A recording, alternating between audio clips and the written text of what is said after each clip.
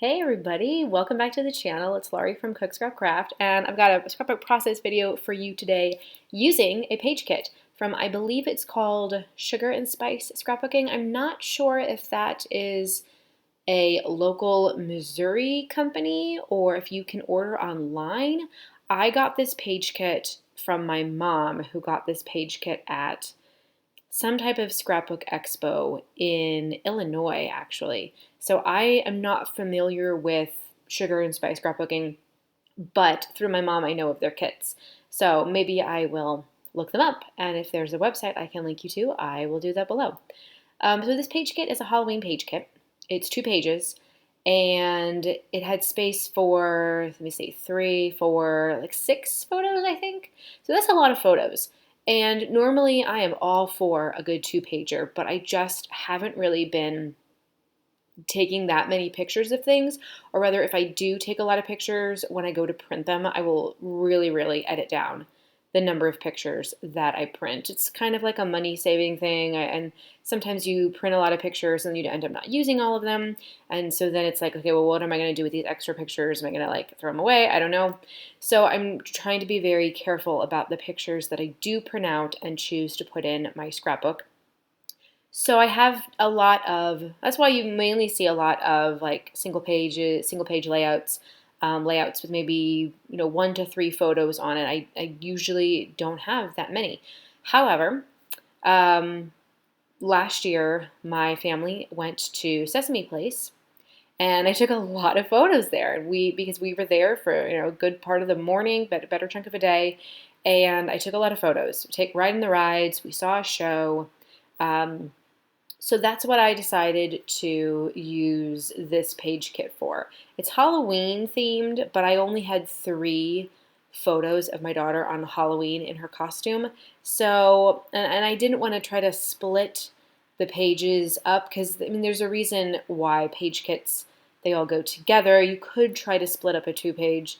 However, I did not, because this particular 2-pager, part of what's on one page extends onto the other page. So I really didn't want to break that up.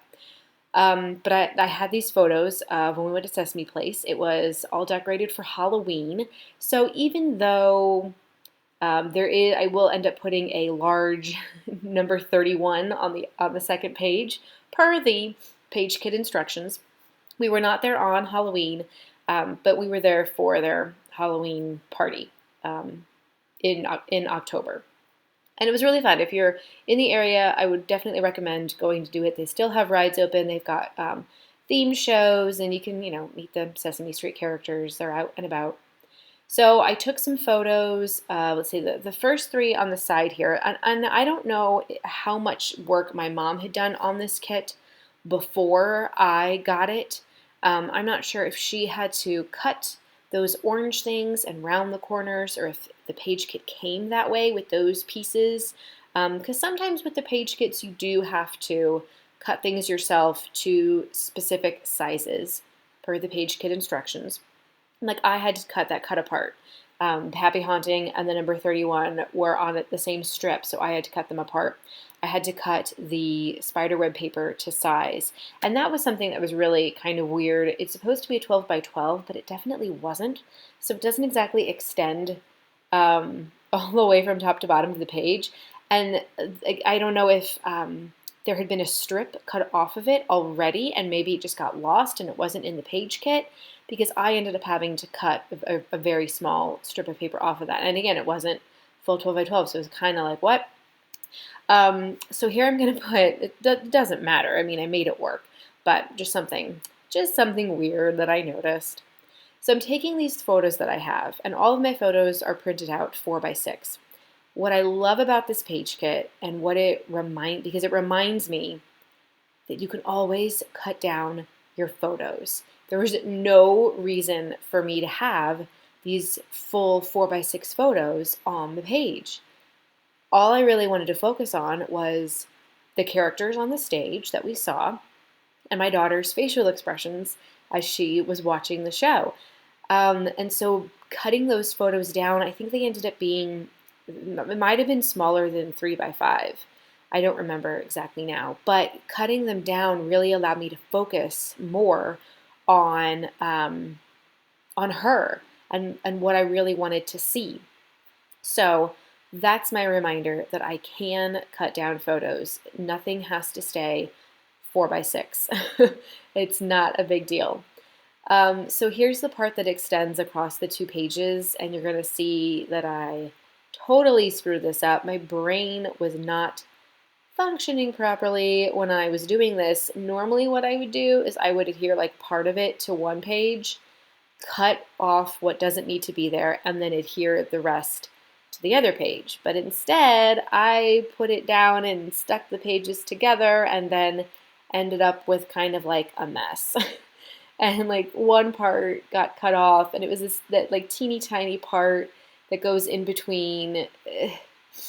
Yeah, I made it work because I didn't have another option, and I really wanted to keep that diagonal and going across the page, but probably should have thought it through a little bit better. See, now I had this, like, you can see there's like a tiny piece missing. There's like a gap between the top of that, so I'm just trying to I still have the piece, but now I've got to like figure out how to get it down. Anyway, sometimes in your scrapbooking, you need to just slow things down and take a moment and think about the process. I don't do that often enough. And at this point, I don't think I was putting this together when my daughter was awake.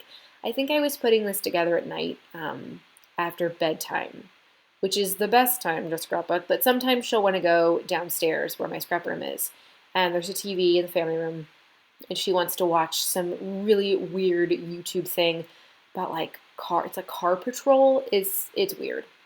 So I'll say, fine, you can sit in the living room and watch this, and I'm going to go in my scrap room and scrapbook a little bit. So that's sometimes when I get some scrapping done. So you can see I'm still struggling with this. So now I'm trying to get the photo. I should have put it over a little bit more because only like a tiny corner of the photo got onto the first page. So I maybe should have, shifted it, but that's all right. No big deal. It doesn't matter. So the other side of this page, you can see I've got 4 photos down, and that photo in the center I also did have to cut down. I think the brown matting was 4 by 6, so I just just trimmed a little bit off the edges around the photo. Didn't have to do too much. And then here for the other photos, there are 2 more photos on the other side. There's black matting and then orange matting, and then the photo goes inside the orange matting. So I did have to cut the orange a little bit down to fit within the black so you could still see the black outline. And then the photos I had to cut way down. But like I said again, they were originally 4 by 6 photos, but there was a lot of, like you can see, a lot of ground underneath where my husband and daughter were standing. You don't need to see that. That's not the important part of the photo. So I just cut it out, and everything was great. And unfortunately, you can't see me cutting it out because my cutter is off to the side, out of the camera view. I could bring it in and put it on top of the layout, but I didn't do that. So basically, the only thing this didn't come with was sticker letters to make a title. I guess you could use Happy Haunting as the title, but I wanted to at least try to make this page kit a little bit my own. So I grab some, and I think you'll see this in a little bit.